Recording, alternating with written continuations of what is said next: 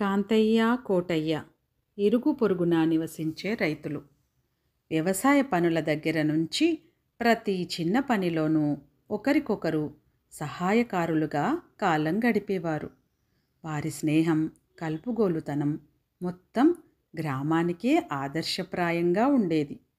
ఒకనాడు హఠాత్తుగా వాళ్ళిద్దరూ నోటికి వచ్చినట్లల్లా తిట్టుకుంటూ జుట్టు జుట్టు పట్టుకోవడం అందరికీ ఆశ్చర్యం కలిగించింది.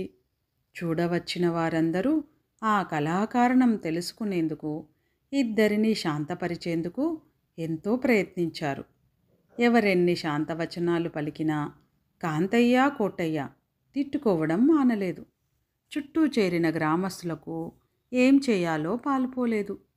ఇంతలో బారైన తెల్లని గడ్డంతో, ప్రశాంత వదనంతో ఒక వృద్ధుడక్కడికి వచ్చాడు. ఆ వృద్ధుడి ఆకారం, ముఖవర్చస్సు చూసేసరికి కాంతయ్య, కోటయ్య కాళ్ళవేళ్ళ పడ్డారు.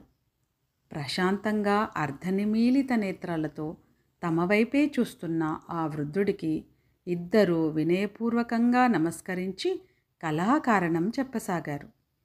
ఆ వచ్చిన వృద్ధుడు ఇద్దరినీ మాట్లాడవద్దని చేత్తో ఆజ్ఞాపించాడు.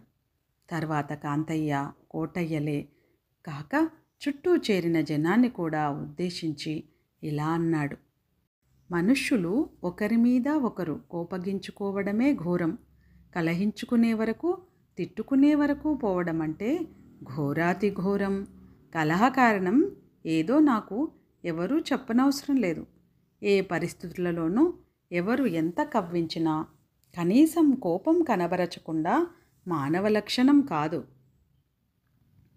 కాంతయ్య, కోటయ్యకే కాక అక్కడ చేరిన వారంతా నిశ్చేష్టులై విన్నారు.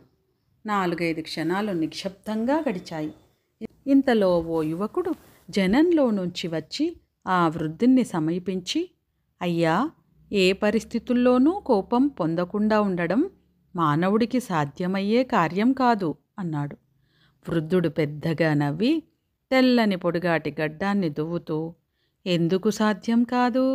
నా విషయమే చెబుతున్నాను. ఎవరూ ఏ పరిస్థితుల్లోనూ నాకు కోపం తెప్పించలేరు. మానవులే కాదు, ఆఖరికి దేవతలు, రాక్షసులైనా సరే అన్నాడు. అడ్డు ప్రశ్న వేసిన యువకుణ్ణి కోపంగా చూసి వృద్ధుడికి నమస్కరించి జనం ఎటు వెళ్ళవలసిన వాళ్ళు అటు వెళ్ళారు.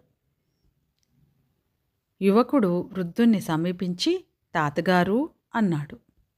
ఏమిటి అన్నాడు నవ్వుతూ. తాతగారు అన్నాడు యువకుడు మళ్ళీ. ఏమిటో చెప్పు అన్నాడు వృద్ధుడు ఈసారి నవ్వకుండా. తాతగారు అన్నాడు యువకుడు మళ్ళీ. ఏమిటో చెప్పరాదా అన్నాడు వృద్ధుడు కోపంగా చూస్తూ. తాతగారు అన్నాడు యువకుడు మళ్ళీ.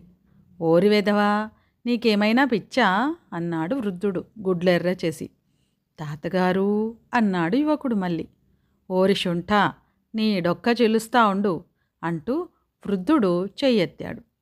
యువకుడు నవ్వి, ఏ పరిస్థితుల్లోనూ మనిషికి కోపం రాకూడదు అన్నాడు. వృద్ధుడు తల వంచుకొని తిరిగి చూడకుండా వెళ్ళిపోయాడట. చూచారా, ఎన్ని నీతులు చెప్పినా ఆ మహానుభావుడు కూడా తనదాకా వచ్చేసరికి ఎలా జారుకున్నాడో.